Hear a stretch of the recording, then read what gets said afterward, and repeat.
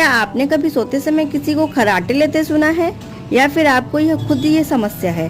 खर्राटे तब आते हैं जब सोते समय हमारी सांस लेने की नली संकरी हो जाती है। जब हवा इस संकरी नली से गुजरती है तो गले के हिस्से में कंपन होता है, जिससे खर्राटों की आवाज आती है। खर्राटों को कम करने के लिए सोने की स्थिति बदले, वजन कम करें और सोने से पहले नाक साफ करें।